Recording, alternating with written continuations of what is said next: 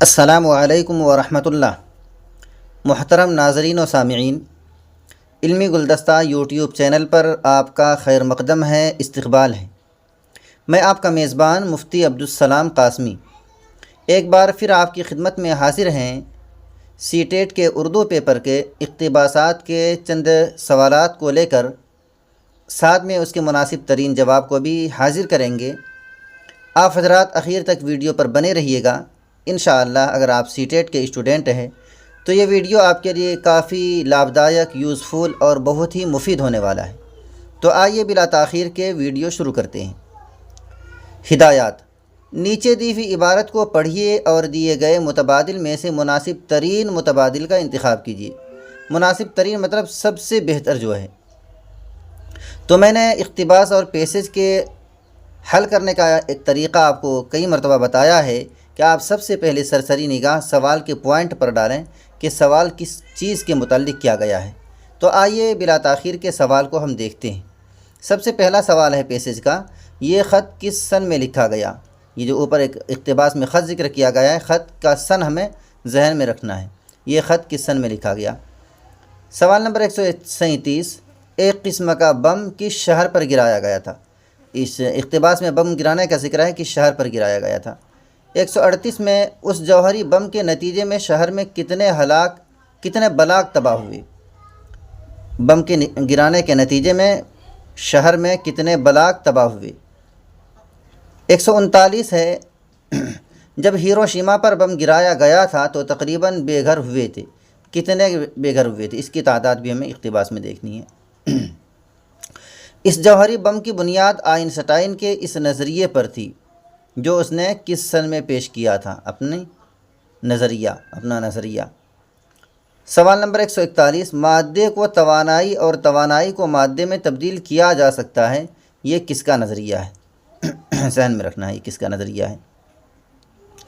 سوال نمبر 142، بم ناگاساکی کے شہر پر گرایا گیا تو کس حکومت نے ہتھیار ڈال دیے؟ یہ بھی ذہن میں رکھنا ہے۔ سوال نمبر 143، ہیروشیما پر بم گرانے کی وجہ سے کتنے ہزار افراد ہلاک ہوئے؟ یہ بھی ذہن میں رکھنا ہے۔ سوال نمبر 144، شعور کا معنی ہوتا ہے، یہ چونکہ پیسج میں نہیں ہے اس لیے اس کو ابھی حل کرتے ہیں۔ تو شعور کے معنی ہوتے ہیں عقل مند اور سمجھ کے، بے وقوف نہیں ہے، بیکار نہیں ہے اور بد دماغ نہیں ہے۔ شعور کے معنی ہے عقل مند اور سمجھ کے۔ تو آئیے اس اقتباس کو ایک بار پڑھتے ہیں سوال پر سرسری نگاہ ڈالنے کے بعد۔ یہ خط 1939 کے موسم خزاں میں صدر روزولٹ کو لکھا گیا تھا۔ ایک سوال آپ کا حل ہو گیا۔ یہ خط کس سن میں لکھا گیا تھا؟ 1939 میں لکھا گیا تھا، موسم خزاں میں۔ 6 سال بعد 6 اگست 1945 کو اس قسم کا صرف ایک بم جاپان کے شہر ہیروشیما پر گرایا گیا تھا۔ دوسرا سوال پوچھا گیا تھا آپ سے کہ کس شہر پر بم کو گرایا گیا تھا؟ کہاں گرایا گیا تھا؟ ہیروشیما پر۔ یہ دیکھیے، ایک قسم کا بم کس شہر پر گرایا گیا تھا؟ جواب کیا ہے؟ ہیروشیما پر گرایا گیا تھا۔ 2 سوال کے جواب آپ کو مل گئے۔ 60,000 افراد ہلاک ہوئے، 1 لاکھ زخمی اور 2 لاکھ افراد بے گھر ہو کر رہ گئے۔ یہ سوال آپ سے کیا گیا تھا کہ کتنے ہزار افراد ہلاک ہوئے تھے؟ کتنے ہوئے تھے؟ 60,000 افراد ہلاک ہوئے تھے۔ اس کے بارے میں سوال نہیں ہے۔ 2 لاکھ افراد زخمی، 1 لاکھ زخمی اور 2 لاکھ افراد بے گھر ہو کر رہ گئے، تو ان کے متعلق سوال نہیں ہے، لیکن یہ سوال آپ کو یاد رکھنا ہے کہ 60,000 افراد ہلاک ہوئے تھے۔ اس جوہری بم کے نتیجے میں شہر کے تقریباً 600 بلاک تباہ ہوئے۔ بلاک کے بارے میں پوچھا گیا تھا کہ بم کے گرانے کے نتیجے میں کتنے بلاک تباہ ہوئے تھے؟ کتنے؟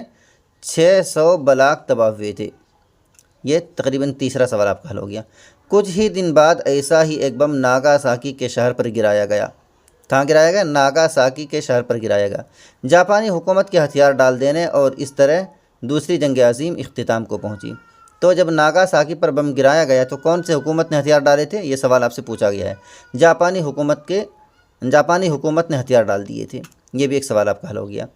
اس جوہری بم کی بنیاد آئنسٹائن کے اس نظریے پر تھی جو اس نے 1905 میں پیش کیا تھا۔ یہ سوال بھی آپ سے پوچھا گیا تھا کہ اس جوہری بم کی بنیاد آئنسٹائن کے کس نظریے پر تھی؟ کس نظریے پر تھی؟ اس نظریے پر تھی جو انہوں نے 1905 میں پیش کیا تھا۔ اور وہ اس کا نظریہ کیا تھا؟ اور وہ یہ نظریہ ہے کہ مادے کو توانائی اور توانائی کو مادے میں تبدیل کیا جا سکتا ہے، یعنی ممکن ہے ایسا کرنا۔ حالانکہ اس نظریے سے پہلے سابق سائنسدانوں کا نظریہ یہ تھا، سابق سائنسی نظریہ یہ تھا کہ مادے کی نہ تو تخلیق ممکن ہے اور نہ اس کو تباہ کرنا، یعنی مادے کو الگ سے کچھ بنانا ممکن نہیں ہے اور مادے کو تباہ کرنا بھی ممکن نہیں ہے۔ حالانکہ 1905 میں آئنسٹائن نے اس نظریے کو غلط ثابت کر دیا۔ اپنے حسابات سے اس نے ایک سیدھی سادی الجبراتی مساوات اخذ کی۔ اب جب ہم ایک بار سرسری سوال کو پڑھ کر اس کے بعد جب ہم نے اقتباس کو صحیح ڈھنگ سے پڑھ لیا، فٹافٹ انشاءاللہ سوالات ہمارے حل ہوتے چلے جائیں گے۔ سوال نمبر 136، یہ خط کس سن میں لکھا گیا ہے؟ 1939 میں لکھا گیا ہے، آپ نے ابھی پڑھا ہے۔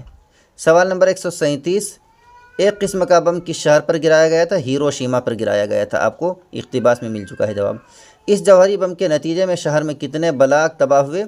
کتنے بلاک تباہ ہوئے؟ 600 بلاک تباہ ہوئے۔ ابھی آپ پڑھ کے آئے ہیں، 600 بلاک تباہ ہوئے۔ سوال نمبر 139، جب ہیروشیما پر بم گرایا گیا تھا تو تقریباً بے گھر ہوئے تھے۔ کتنے بے گھر ہوئے تھے؟ تقریباً 2 لاکھ افراد بے گھر ہوئے تھے۔ 1 لاکھ افراد زخمی ہوئے تھے اور 2 لاکھ افراد بے گھر ہوئے تھے اور 60,000 ہلاک ہوئے تھے۔ سوال نمبر 140، اس جوہری بم کی بنیاد آئنسٹائن کے اس نظریے پر تھی جو انہوں نے کب پیش کیا تھا؟ 1905 میں پیش کیا تھا۔ مادے کو توانائی اور توانائی کو مادے میں تبدیل کیا جا سکتا ہے، یہ کس کا نظریہ ہے؟ آئنسٹائن کا نظریہ ہے، یہ البرٹ آئنسٹائن کا یہ نظریہ ہے۔ سوال نمبر 142، بم ناگاساکی کے شہر پر گرایا گیا تو انگریزی حکومت نے ہتھیار ڈال دی؟ نہیں، جاپانی حکومت نے۔ جی، جاپانی حکومت نے ہتھیار ڈال دی۔ جواب کیا ہوگا؟ یہ بم ناگاساکی کے شہر پر گرایا گیا تو جاپانی حکومت نے ہتھیار ڈال دی، یہی آپ کا صحیح جواب ہے۔ سوال نمبر 143، ہیروشیما پر بم گرانے کی وجہ سے کتنے افراد ہلاک ہوئے؟ ہیروشیما پر بم گرانے کی وجہ سے 60,000 افراد ہلاک ہوئے۔ سوال نمبر 144، شعور کا معنی ہوتا ہے کیا؟ میں نے بتایا تھا آپ کو، شعور کے معنی عقل مند اور سمجھ کے ہوتا ہے۔ تو یہ اتنا فٹافٹ جواب ہمیں کیسے ملا؟ اس وجہ سے ملا کہ سب سے پہلے ہم نے سوال کو سرسری طور پر پڑھ کر ذہن میں بٹھا لیا تھا اور اس کے بعد جب ہم نے اقتباسات کو پڑھا تھا تو فٹافٹ وہی ہمارے ذہن میں جواب بھی بیٹھتا گیا کہ کس چیز کے متعلق سوال کیا گیا تھا اور اس کا جواب ہم اقتباس سے لیتے چلے گئے، اس لیے جلدی مسئلہ حل ہوا۔ آئیے آگے بڑھتے ہیں۔ ہدایات، نیچے دیے گئے شعری حصے کو پڑھیے اور دیے گئے متبادل میں سے مناسب ترین متبادل کا انتخاب کیجیے۔ ہم وہی طریقہ اپناتے ہیں کہ ہم دیے گئے نظم اور دیے گئے شعری حصے کو پڑھنے سے پہلے ایک بار سوال پر پھر سرسری نگاہ ڈالتے ہیں۔ 145 میں پوچھا گیا ہے، شاعر کن لوگوں کو جگانے کے لیے کہتا ہے؟ ذہن میں رکھیے گا، کن لوگوں کو جگانے کے لیے کہتا ہے؟ غلاموں کا لہو کس سے گرمانا چاہیے؟ یاد رکھیے گا، غلاموں کا لہو کس سے گرمانا چاہیے، سوال ہے آپ سے۔ آگے چلتے ہیں 147 میں، کس چیز کو مٹانے کے لیے شاعر کہتا ہے؟ ذہن میں رکھیے گا، کس چیز کو مٹانے کے لیے شاعر کہتا ہے؟ 148 میں ہے، جس کھیت سے روزی میسر نہ ہو اس کے لیے شاعر کیا کہتا ہے؟ یاد رکھیے گا، جس کھیت سے روزی میسر نہ ہو اس کے لیے شاعر نے کیا کہا ہے کہ اس کھیت کو کیا کرنا چاہیے؟ 139 میں، طوفان اٹھانا کا مطلب ہوتا ہے، یہ چونکہ اشعار میں نہیں ہے اس لیے میں بتا دیتا ہوں، اس کا مطلب ہوتا ہے فتنہ برپا کرنا، الگ ہونا غلط، قدم سے قدم ملانا غلط، آرام کرنا غلط۔ طوفان اٹھانا کا مطلب کیا ہوتا ہے؟ فتنہ برپا کرنا۔ شکل کی جمع ہوتی ہے کیا؟ اشکال۔ یہ کس وزن پر ہے؟ نہیں، کس قاعدے کے مطابق؟ فارسی یا عربی میں اس طرح سے اشکال اس کی جمع آتی ہے، اردو میں اس کی جمع شکلوں آتی ہے، لیکن جو کہ شکلوں کہیں نہیں ہے، اشکال ہے، تو عربی قاعدے کے اعتبار سے ہم اس کی جمع اشکال کو ہی مانیں گے۔ اب آئیے سرسری نگاہ سوالات پر ڈالنے کے بعد اب ہم شعر کو پڑھتے ہیں اور فٹافٹ جواب کو حاصل کرتے ہیں۔ اٹھو میری دنیا کے غریبوں کو جگا دو، کس کو جگانے کے لیے کہا ہے؟ دنیا کے غریبوں کو جگانے کے لیے کہا ہے۔ ایک سوال آپ کا حل ہو گیا۔ کاخی عمرا کے در و دیوار ہلا دو، کاخ کہتے محل کو، عمرا کہتے مالداروں کو، مالداروں کے محل کی در و دیوار ہلا دو۔ گرماؤ غلاموں کا لہو سوز یقین سے، یہ پوچھا گیا آپ سے کہ غلاموں کا لہو کس چیز سے گرمانا چاہیے؟ گرمانے کے لیے شاعر نے کہا ہے سوز یقین سے گرمانے کے لیے کہا ہے۔ کنجش کے فرومایا کو شاہی سے لڑا دو، سلطان یہ جمہور کا آتا ہے زمانہ، سلطان یہ جمہور کا آتا ہے زمانہ، جو نقش کہن تم کو نظر آئے مٹا دو۔ اس کے بارے میں آپ سے پوچھا گیا ہے کہ کس کہن کو مٹانا چاہیے، تو کس کو مٹانا چاہیے؟ نقش کہن کو مٹانا چاہیے۔ جس کھیت سے دہقاں کو میسر نہیں روزی اس کھیت کے ہر خوشہ گندم کو جلا دو۔ یہ سوال آپ سے پوچھا گیا کہ جس کھیت سے دہقاں کو دیہاتی کو روزی میسر نہ ہو کیا کرنا چاہیے؟ اس کھیت کے ہر خوشہ گندم کو جلا دینا چاہیے۔ دیکھیے آپ کے سوال آپ کے سامنے ہے، یہ جلا دینا چاہیے۔ شاعر کن لوگوں کو جگانے کے لیے کہتا ہے؟ کن لوگوں کو؟ غریبوں کو جگانے کے لیے کہتا ہے۔ جواب فٹافٹ حاصل کیجیے گا۔ سوال نمبر 146، غلاموں کا لہو کس سے گرمانا چاہیے؟ کس سے؟ سوز یقین سے گرمانا چاہیے۔ سوال نمبر 147، کس چیز کو مٹانے کے لیے شاعر کہتا ہے؟ نقش کہن کو مٹانے کے لیے شاعر کہتا ہے۔ جس کھیت سے روزی میسر نہ ہو اس کے لیے شاعر کیا کہتا ہے؟ کیا کہتا ہے؟ کہ اس کھیت کے ہر خوشے گندم کو جلا دینا چاہیے۔ سوال نمبر 149، طوفان اٹھانا اس کا مطلب کیا ہوتا ہے؟ فتنہ برپا کرنا۔ سوال نمبر 150، شکل کی جمع ہوتی ہے کیا؟ اشکال اس کی جمع ہوتی ہے۔ تو مجھے امید ہے کہ انشاءاللہ آج کی یہ ویڈیو بھی آپ پسند کریں گے۔